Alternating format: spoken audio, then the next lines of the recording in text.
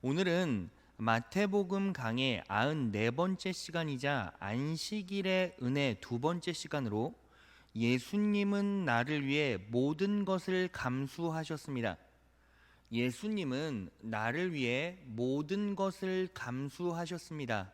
라는 제목을 가지고 은혜의 말씀 선포하겠습니다. 여러분, 오늘 본문 말씀 마태복음 12장 8절을 보면 이렇게 나와 있습니다. 인자는 안식일의 주인이니라 하시니라. 예수님은 안식일의 주인이시래요. 자, 그러면 이 구절이 무엇을 의미하고 있죠? 지금 바로 이 순간, 이 날은 예수님이 주인공이시라는 거예요. 그러니까 이 예배 시간에는 누구만 선포되어야 합니까? 예수만 선포되어야 합니다. 그리고 여러분들은 무엇에만 집중해야 합니까? 예수님께만 집중해야 하고 예수님만 바라봐야 하고 그리고 예수님만을 알기를 원해야 돼요. 예수님 알기에 힘써야 한다는 겁니다. 자, 그러면 예수님을 안다라는 건 도대체 무엇일까요? 여러분, 이 자리는요, 예수님께 집중하고 예수님만 알아가는 시간이잖아요. 자, 그러면 예수님을 안다라는 건 도대체 무슨 의미를 가지고 있죠? 자, 예수님을 안다라는 건 두 가지. 그분의 은혜와 그분의 진리를 깨닫고 받아들인다라는 겁니다. 왜 그렇죠?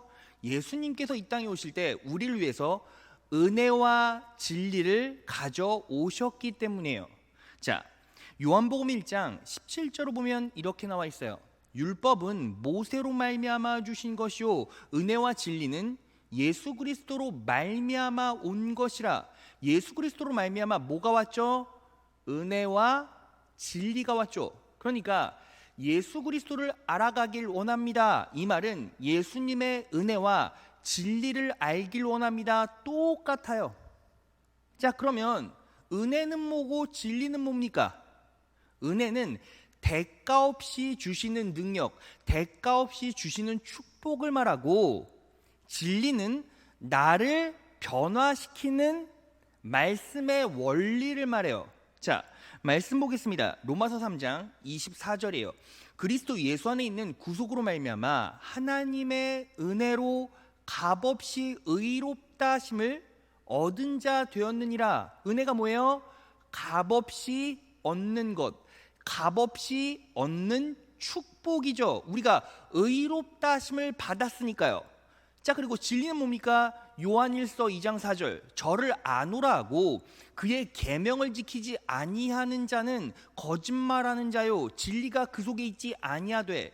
진리가 그 속에 있지 않으면 계명을 지킬 수 없죠. 반대로 진리가 그 안에 있다면 계명을 지킬 수 있겠죠. 계명을 지킬 수 없는 내가 진리를 통해 계명을 지킬 수 있다면 무슨 뜻입니까? 진리는 우리를 변화시키는 말씀의 원리라는 거예요. 그래서 예수님을 알아갑니다. 이 말은 예수님의 은혜 그리고 이 진리를 온전히 취한다는 거죠. 자, 그러면 이 은혜와 진리를 우리가 깨닫고 공급받았을 때 어떤 축복이 임할까요? 자, 고린도후서 8장 9절 겁니다. 우리 주 예수 그리스도의 은혜를 너희가 알거니와 부요하신 자로서 너희를 위하여 가난하게 되심은 그의 가난함을 인하여 너희로 부요케 하려 하심이니라. 은혜를 너희가 알거니와 은혜를 아는 자들은 결국 어떻게 된다? 부요케 하려 하심이니라. 부요해진다는 거예요. 넘친다는 거죠. 풍부해진다는 겁니다. 그리고 요한복음 8장 32절 다 같이 한번 읽어볼까요? 시작. 진리를 알지니 진리가 너희를 자유케 하리라. 진리가 우리를 자유케 해요. 자, 그러니까 예수님의 은혜와 진리를 온전히 받아들이면 어떻게 되죠? 나는 부유해지고 진리 따라 내가 변화될 때 나는 자유해진다는 거예요. 그래서 예수를 인격적으로 만난 자들은 어떤 놀라운 축복을 누리게 됩니까? 힘들어도 힘들게 살질 않아요. 환경이 어려워도 어렵게 살지 않아요. 가난해도 가난하게 살질 않아요. 왜 그렇죠? 하늘로부터 그 부유하심이 우리에게 부어지기 때문이에요. 그 놀라운 은혜가 우리를 부욕해 만들면 내 영은 변화되고 내 육체는 변화되고 내 인생은 변화돼요.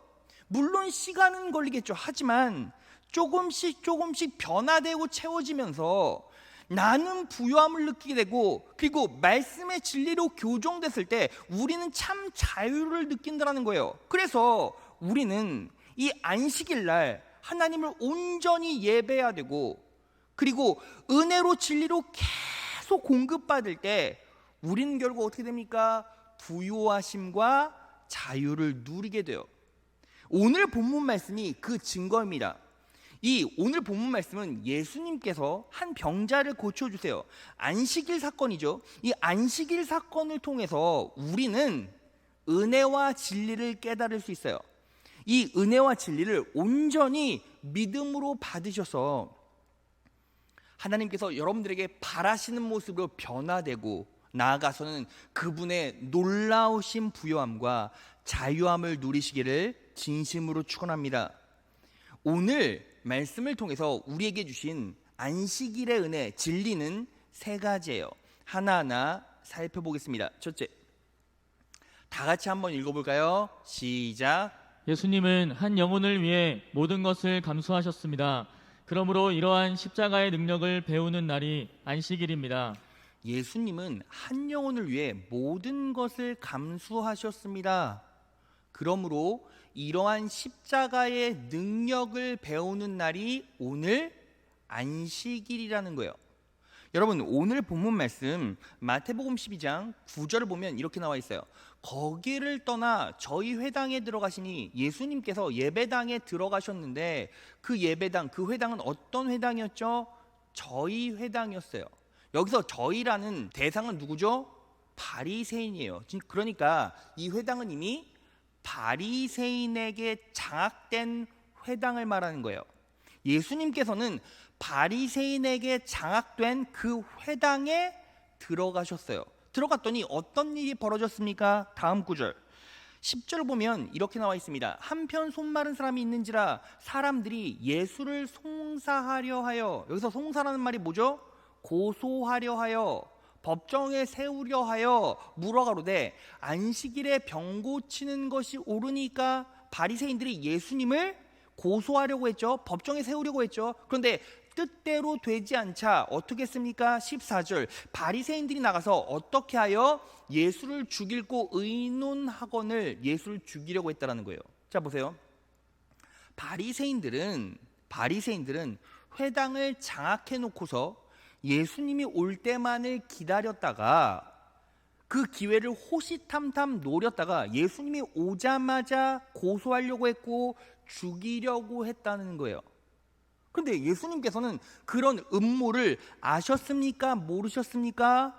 당연히 아셨어요. 여러분, 안다라는 증거가 있습니까? 자, 우리가 지난주에 공부했어요. 마태복음 12장 1절에서 2절이에요. 그때 예수께서 안식일에 밀밭 사이로 가실새 제자들이 시장하여 이삭을 잘라 먹으니 바리새인들이 보고 바리새인들이 봤대요. 여러분, 가만히 생각해 보세요. 이스라엘은요, 길도 뚫려 있고 도로도 닫혀 있어요. 자, 그럼 보편적으로 사람들은 어디로 가겠습니까? 길로 가겠죠. 근데 예수님은 밀밭 사이로 가셨어요. 그러면 사람들이 예수님의 모습을 제대로 볼 수 있었겠습니까? 제대로 볼 수 없죠. 여러분들도요, 나와 있는 길로 다니지 않고 산속으로 들어가 보세요. 그럼 여러분들은 볼 수 있습니까? 볼 수 없죠. 그런데 바리새인들은 봤대요. 무슨 소리입니까? 예수님을 어떻게든 함정에 빠뜨리려고 계속 추적하고 관찰했다라는 거죠. 그러니까 예수님은 주변에서 바리새인들의 모습을 봤을 거예요. 저놈들 어떤 꿍꿍이지? 분명히 아셨을 거란 말이죠. 그러면 예수님은 이미 그들의 음모를 다 알고 있었음에도 불구하고 뭐 하신 거예요? 자신의 뜻으로, 자신의 의지로 회당에 들어가 주셨다는 거죠. 당해 주셨다는 거예요. 왜요? 그 회당 안에는 손 마른 자가 있었기 때문이에요. 여러분, 이 손 마른 자는 어떤 자입니까? 한마디로 아픈 자죠. 병자예요.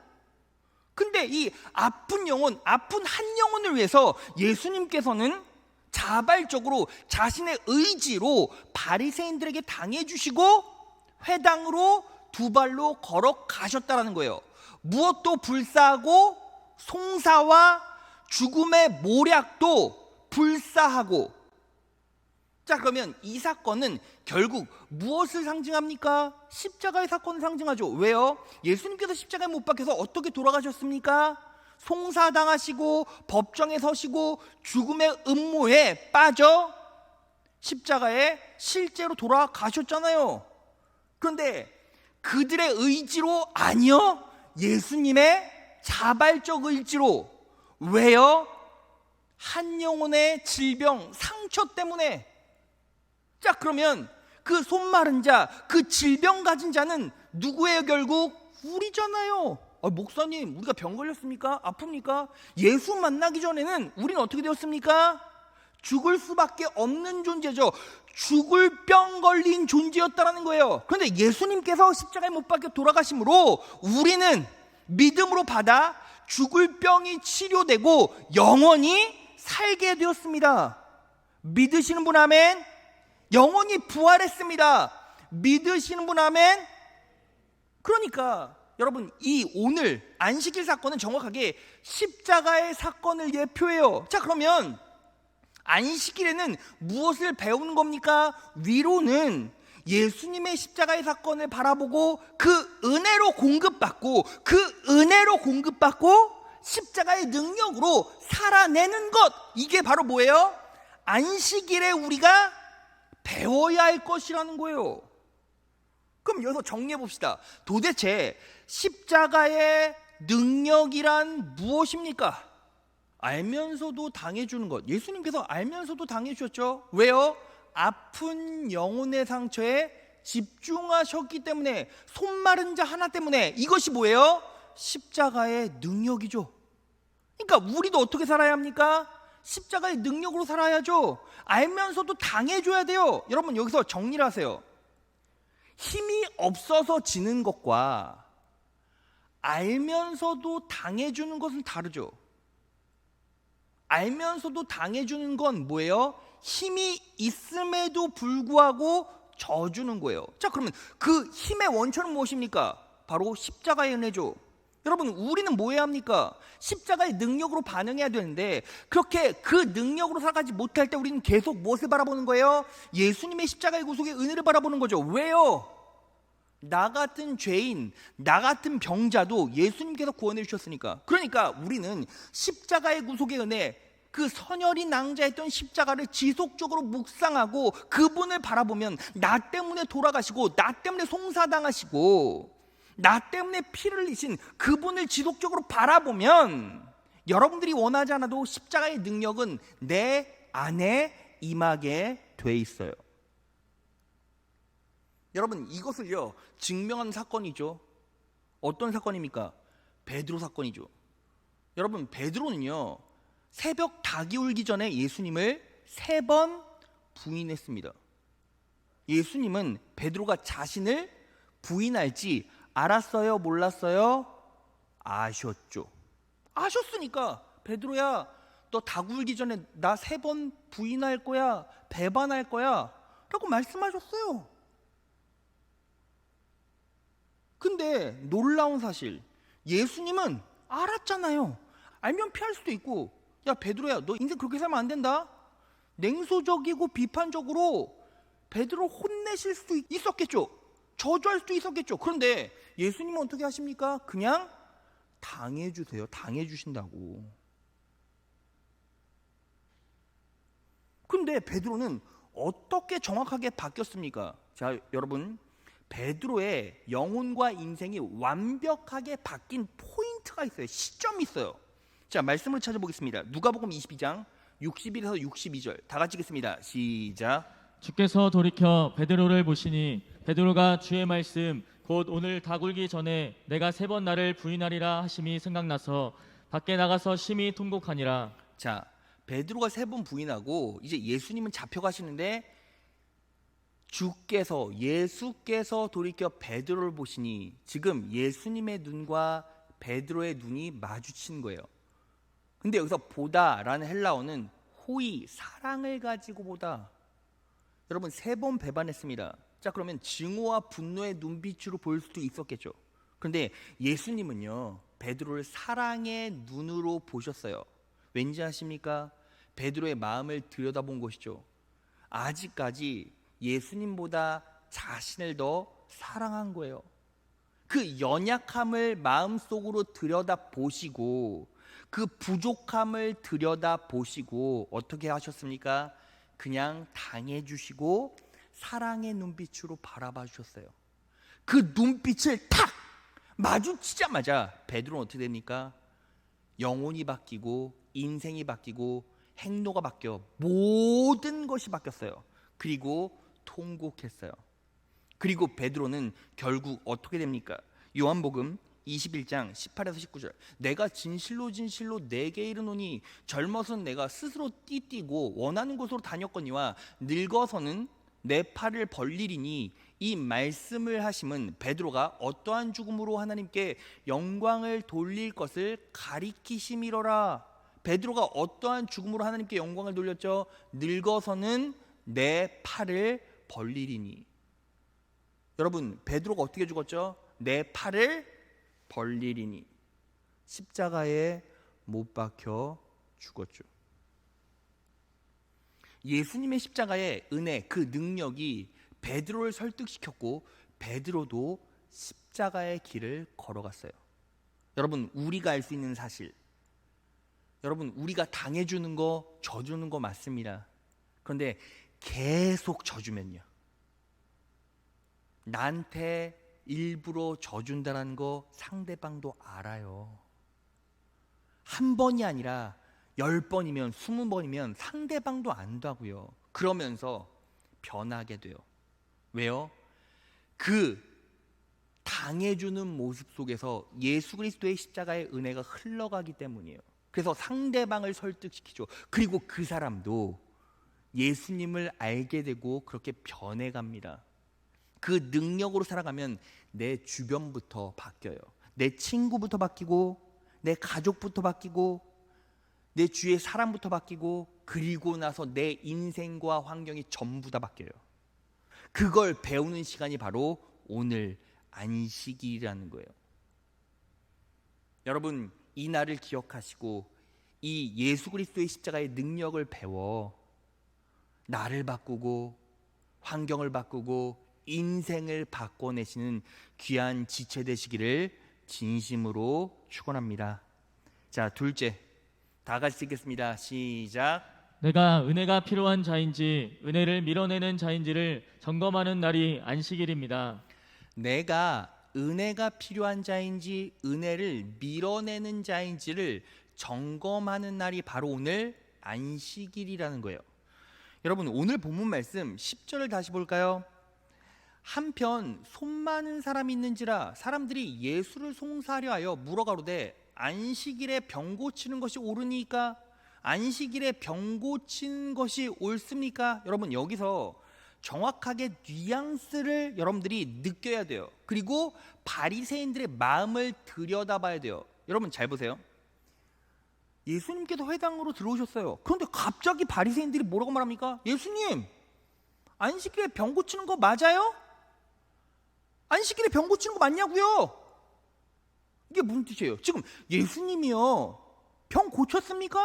아니, 회당에 그냥 들어오셨어요. 들어오자마자 바리새인들이 예수님께, 예수님, 안식일에 병 고치는 거 맞아요? 병 고치는 거 맞냐고요? 이 말은 무슨 뜻입니까?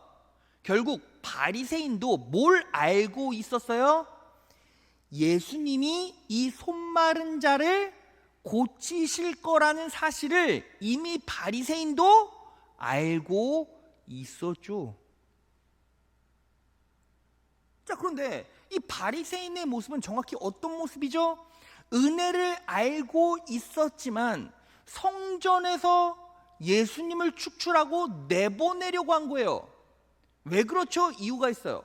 예수님께서 회당에서 가르치시고 전파하시고 고치시는데 막 기적이 막 일어나는 거예요. 놀라운 축복과 은혜가 막 흐르는 거예요. 그러니까 무리들이 회당으로 막 몰려들기 시작했어요. 예수님 한번 만져보려고, 예수님 만나보려고 막 무리들이 회당으로 막 들이치니까 그 회당, 그 교회, 그 예배당이 예수님의 은혜로 다시 재편되기 시작했어요. 그런데 예수님이 오시기 전까지는 그 회당의 실질적인 기득권층이 누구였어요?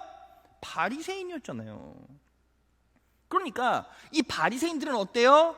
예수님의 은혜를 이미 알고 있었음에도 불구하고 예수님을 회당에서 축출시키려고 한 거예요. 왜요? 내 욕망과 기득권 때문에 나 잘 살아야 되니까, 내가 호의호식해야 되니까.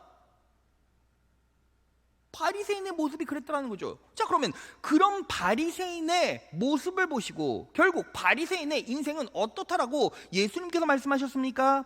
자, 말씀 찾아보겠습니다. 마태복음 23장 29절. 화 있을진저 외식하는 서기관들과 바리새인들아. 바리새인들에게 화가 있을 거래요. 그럼 그 화가 뭡니까? 마태복음 23장 33절. 뱀들아, 독사의 새끼들아, 너희가 어떻게 지옥의 판결을 피하겠느냐? 예수님께서 바리새인들에게 저주하고 욕하시는 거예요? 아니요. 이렇게 말씀하시는 거예요. 바리새인들아, 너희가 가진 믿음으로는 천국에 갈 수가 없어. 이 뜻인 거예요. 그러면 이 말씀을요, 그대로 우리 인생 가운데 적용해 볼까요? 여러분, 당시 회당은 지금의 성전이죠. 자, 그럼 지금의 성전은 도대체 어디인데요? 여기입니까? 물론 여기이기도 하지만 실상 그 성전은 어디예요? 우리의 마음이에요. 자, 말씀 찾아보겠습니다. 고린도전서 3장 16절이에요. 다 같이 읽겠습니다. 시작. 너희는 너희가 하나님의 성전인 것과 하나님의 성령이 너희 안에 계시는 것을 알지 못하느냐? 너희는 너희가 하나님의 뭐래요? 성전이래요. 그러니까 우리가 성전이고 우리 마음이 하나님의 성전인 거예요. 잠깐 이 말씀을 그대로 대입해 볼까요? 이 시대를 살아가는 많은 그리스도인들 중에서 이런 사람들 있죠. 내가 성전인데 내 욕망과 내 호의호식과 내 쾌락과 내 기득 때문에 내 마음 가운데 예수님을 쫓아내고 예수님을 밀어내는 그리스도인이 있습니까? 없습니까? 너무나 많죠. 여러분, 제가요 며칠 전에 말씀 준비를 하는데 아는 친구 목사님이 한 교회 담임을 하세요. 근데 그 교회가 한 200명 정도 되는데 제가 전화를 드렸어요. 아, 목사님 잘 계셨어요? 목사님 어쩐 일이세요? 그냥 안부채 전화 드렸죠. 그런데 그 목사님이 한숨을 푹푹 쉬시는 거예요. 목사님 왜 한숨 쉬세요? 여름이 덥긴 덥죠? 라고 물었더니 그 목사님이 이런 얘기를 하세요. 목사님, 여름이 되면 전 너무 힘들어요. 왜요? 성도가 200명인데 보통 여름 7월 달부터 8월 달 사이에 격주로 계속 성도의 숫자 30%가 빠져요. 왜요? 다 여름 휴가를 가는데 꼭 여름 휴가를 갈 때 주일을 끼워서 가요. 그래서 딱 7월, 8월, 9월 초까지 계속 200명이었던 성도가 2, 3은 6, 60명씩 빠집니다.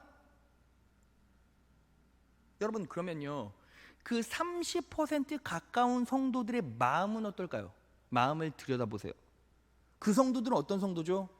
내 기쁨과 쾌락을 위해 내 마음에서 안식일에 예수님을 몰아내는 성도죠. 또 예를 들어 볼까요? 여러분, 50만 원 때문에 100만 원 때문에 굳이 주일날 직장 안 가도 되는데 추가 급여 때문에 굳이 주일날까지 직장을 잡아서 50만 원, 100만 원 더 받는 성도들이 있어요, 없어요? 많아요. 그럼 그 성도의 마음을 들여다볼까요? 내 욕망과 내 기쁨과 내 물질 때문에 내 마음 가운데서 예수님을 밀어내는 성도잖아요. 그러면 예수님께서 뭐라고 하신 거예요? 얘네들아, 그런 믿음으로는 천국에 갈 수 없어 라고 말씀하시는 거예요. 근데 여러분, 이 자리에는 그런 성도 없을까요? 우리 교회는 그런 성도 없을까요? 분명히 있다는 거죠. 그럼에도 불구하고 우리에게는 감사함과 희망이 있어요. 왜요? 여러분, 서론으로 돌아와서 예배, 안식일 날 하나님께서 우리에게 공급하신 게 뭐라고 했죠? 은혜와 진리. 은혜는 우리를 부욕해 하고 진리는 우리를 변화시킨다. 자, 그러면 성령 하나님께서 여러분들에게 진리를 던져주셨습니다. 여러분들의 심령 가운데 지금 진리가 선포되었고 진리가 꽂혔어요. 자, 그러면 변화돼야죠. 변화돼야죠. 변화돼야 변화된 모습으로 정결하게 하나님의 놀라운 은혜를 부요함으로 얻어내죠. 왜 이 시대를 살아가는 많은 그리스도인들이 예수 믿는다고 고백하면서도 부유하지 못합니까? 왜 가난하면 허덕이고 부자가 되면 교만하고, 그런데 부자 돼도 실상 어때요? 부자 돼도 마음은, 영혼은 계속 가난해요. 계속 목말라요.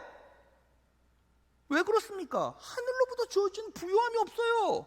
그러니까 자유함이 없죠. 계속 묶여 사는 느낌, 계속 쫓기는 느낌, 그 인생 가운데 자유함이 없는 거예요. 왜 그렇습니까?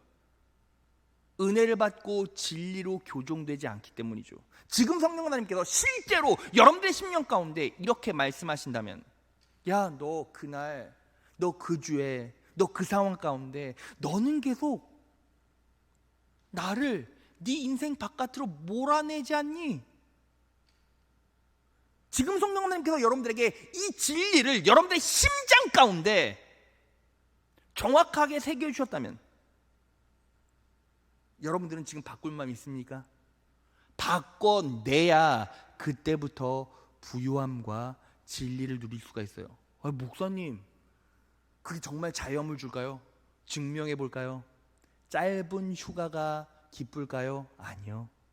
영원한 휴가에 참여할 수 있어야죠. 여러분, 인생 짧잖아요. 인생 짧잖아요. 여러분, 제가 이제 내일 모레면 이제 50 가까이 돼요. 50을 바라봐요. 근데 인생 짧잖아요. 그런데 우리는 짧은 휴가 때문에 기쁨을 느낄 것이 아니라 영원한 휴가를 바라보고 그 휴가에 참여할 준비를 해야죠. 이게 지혜고 이게 능력 아닙니까? 그러려면 지금 뭐 해야 된다는 거예요? 교정해야 된다는 거예요. 진리가 선포될 때 바꿔내야 된다는 거예요. 그럴 때 하나님께서 여러분들의 인생 가운데 놀라운 부요함과 축복을 쏟아부어 주실 것입니다. 그렇게 살아가셔서 승리의 길 걸어가시는 귀한 자녀 되시기를 진심으로 축원합니다. 자, 마지막 셋째요. 셋째, 다 같이 읽겠습니다. 시작. 육체뿐만 아니라 마음까지 보시고 치유하시는 예수님의 은혜를 믿음으로 받아들이는 날이 안식일입니다. 육체뿐만 아니라 마음까지 보시고 치유하시는 예수님의 은혜를 믿음으로 받아들이는 날이 바로 오늘 안식일이라는 거예요. 자, 여러분, 오늘 본문 말씀 10절을 다시 보겠습니다. 바리새인들이 안식일에 병 고치는 것이 옳으니까, 여러분, 우리가요 두 번째 대지에서는 바리새인들의 마음을 들여다봤지만 본질적으로 이 질문은 바로 율법, 안식일의 규례를 걸고 넘어지는 질문이에요. 왜 그렇죠? 안식일에는 일할 수가 없어요. 출애굽기 20장 10절, 제7일은 너희 하나님 여호와의 안식일인즉 아무 일도 하지 말라. 그러니까 바리새인들이 예수님께 이렇게 질문하는 거죠. 예수님, 안식일에는 아무 일도 하지 말래요. 이게 법이잖아요. 그런데 왜 손 마른 자를 구해 주십니까? 안식일은 일할 수 없는데 왜 율법까지 어기면서 손 마른 자를 치유해 주십니까? 지금 이 질문하고 있는 거예요. 근데 여기서 실제로 예외 조항이 딱 하나가 있어요. 안식일에 병자를 고칠 수 있는 예외 조항이 하나가 있어요. 그게 뭐냐면 안식일 날 지금 죽어가고 있어요. 지금 치료받지 않으면, 지금 치료하지 않으면 죽을 수밖에 없는 인생들은 안식일에도 치료가 가능해요. 자, 유대인들의 율법서인 미시나를 봅시다. 심각한 건강에 우려가 있을 경우 법을 준수하는 것보다 치료를 우선한다. 굶어 죽어가는 경우 눈이 밝아질 때까지 먹여야 한다. 안식일에 고통이 있고 그 고통이 생사의 문제라고 생각되면 약을 줘야 한다. 그러니까 안식일에 죽어간 사람은 어때요? 살릴 수 있고 병 고칠 수 있는 거예요. 자, 그러면 손 마른 자는요? 지금 왜 바리새인들이 그 난리 치죠? 여러분, 손 마른 병이 뭐냐면 이런 거예요. 어깨부터 손끝까지, 말초신경까지 괴사가 되는 거예요. 혈액순환이 안 돼서. 그러니까 괴사가 되다 보니까 손가락부터 손목까지 어떻게 됩니까? 말려 들어가는 거예요. 다 말라 비틀어지는 거죠. 이렇게 말라 비틀어지는 거. 이게 손 마른 병이에요. 근데 이 손 마른 병은 어때요? 죽음과는 상관이 없잖아요. 손 말린다고 죽습니까? 죽진 않죠. 그러니까 바리새인들이 왜 이 난리를 치냐면, 예수님 지금 손 마른 자 치료해 주실 거죠? 구원해 주실 거죠? 그런데 잘 생각해 보세요. 이 손 마른 자는요, 지금 당장 죽을 위기에 처해 있는 자가 아니에요. 죽을 사람이 아니라고요. 그런데 왜 치료해 주십니까? 지금 그 시비 걸고 있는 거라고요. 그럼 여러분, 예수님께서 왜 율법까지 어겨가면서 손 마른 자를 치료해 주셨죠? 이유는 하나예요. 손 마른 자가 예수님에게는 전부였기 때문이에요. 그렇다면 증거 대볼까요? 자, 오늘 본문 말씀 마태복음 12장 11에서 12절이에요. 자, 우리 다 같이 한번 읽어볼까요? 시작. 예수께서 가라사대 너희 중에 어느 사람이 양 한 마리가 있어 안식일에 구덩이에 빠졌으면 붙잡아내지 않겠느냐? 사람이 양보다 얼마나 더 귀하냐? 그러므로 안식일에 선을 행하는 것이 옳으니라 하시고, 예수께서 가라사대 너희 중에 어느 사람이 양 한 마리가 있어. 지금 이 양 한 마리가 누구예요? 손 마른 자죠. 사람이 양 몇 마리 있어요? 딱 한 마리 있어요. 이 사람은 왜 안식일에 일하지 말라고 했는데 구덩이에 빠진 양을 구하죠? 나에게 전부니까. 이 사람에게는 오직 양 한 마리만 있잖아요. 한 마리만. 근데 이 사람은 예수님을 예표하고 이 양 한 마리는 누구예요? 손 마른 자죠. 자, 그러면 손 마른 자는 누구를 상징한다고요? 우리를 상징한다고 이미 얘기를 했죠. 자, 그러면 예수님께는 누구밖에 없어요? 여러분밖에 없어요. 예수님께는 누구밖에 없어요? 저밖에 없는 거예요. 예수님의 모든 것이 손 마른 자고 예수님의 모든 것이 바로 여러분이에요. 그렇게 예수님께서 여러분들을 너무너무나 사랑하세요. 예수님은 여러분들이 예수님의 전부예요. 그러니까 그 육체만 봅니까? 실상은 그 육체가 아니라 마음도 보시죠.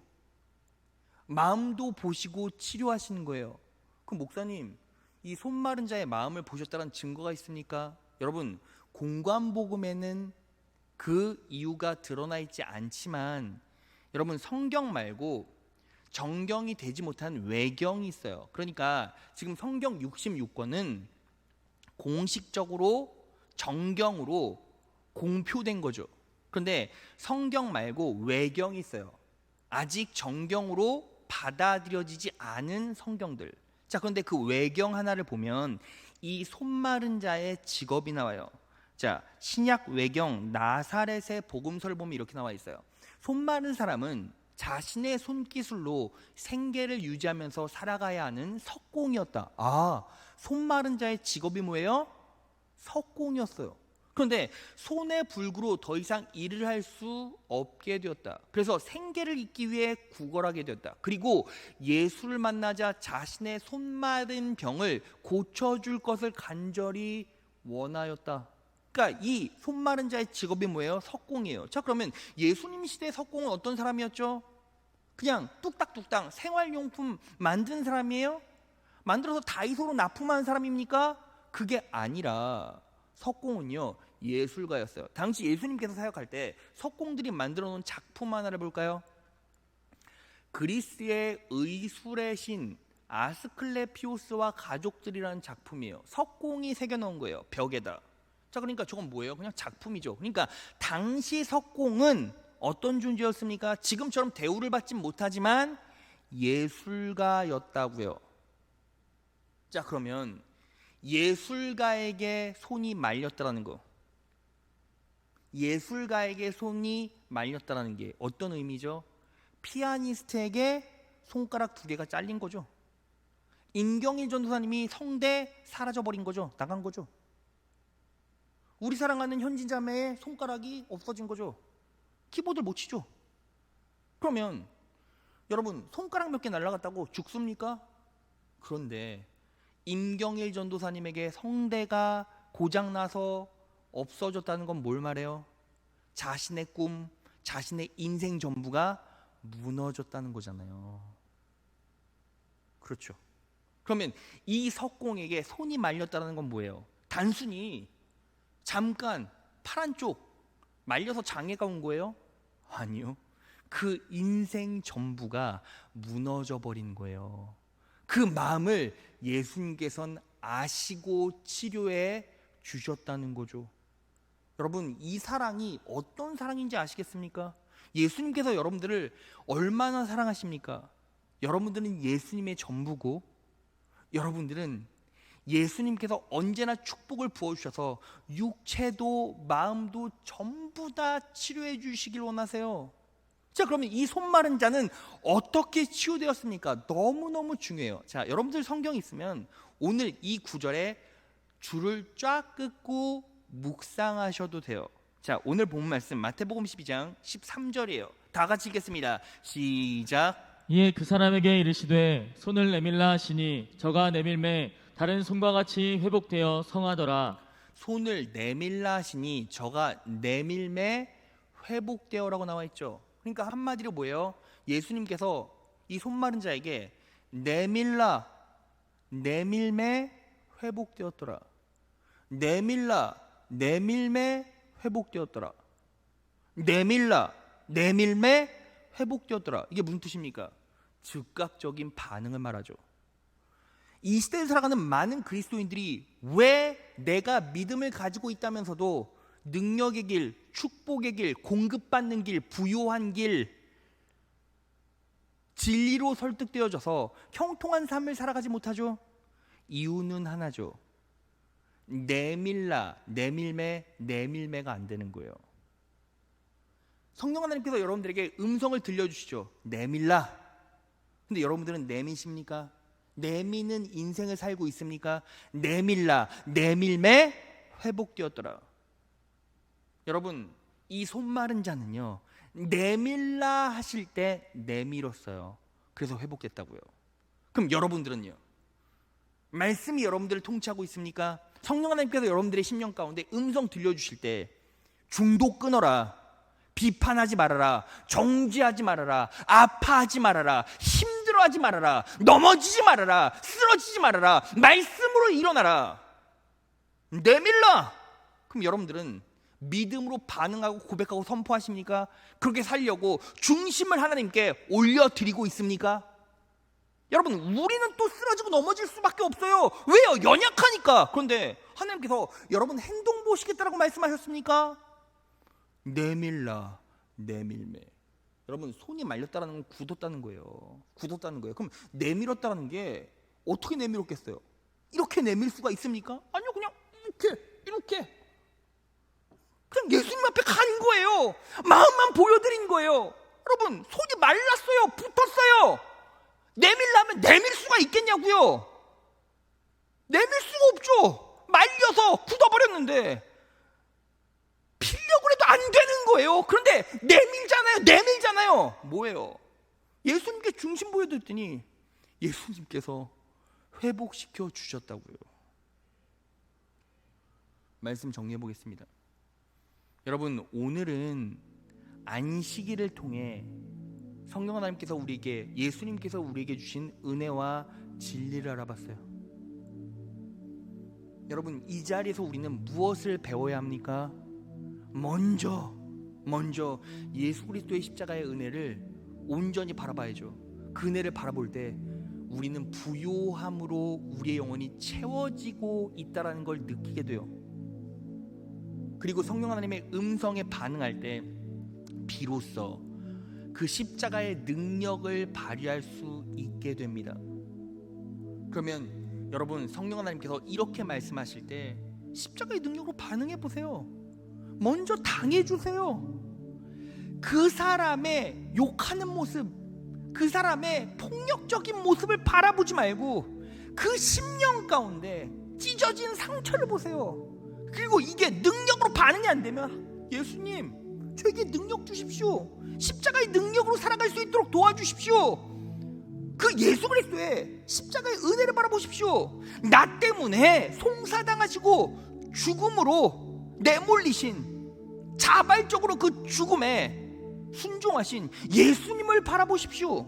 온전히 바라보십시오. 그 은혜를 들여오십시오. 그러면 여러분들도 어느샌가 베드로처럼 십자가의 길을 걸어가게 될 것입니다.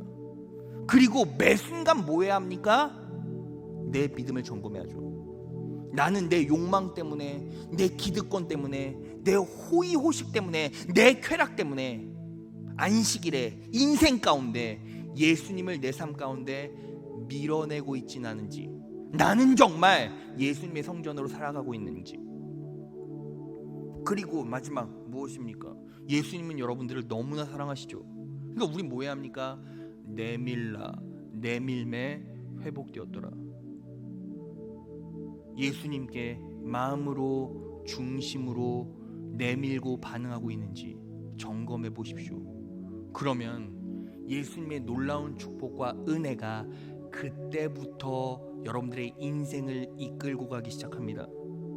오늘 이 은혜, 이 진리를 잘 받아들이시고 말씀으로 교정받으시고 그 은혜로 공급받으셔서 이 자리에 앉아있는 귀한 하나님의 자녀들, 성도 여러분, 단 한 사람도 빠짐없이 천국 가는 그날까지 능력의 길, 형통의 인생 살아가시는 귀한 자녀 되시기를 진심으로 축원합니다.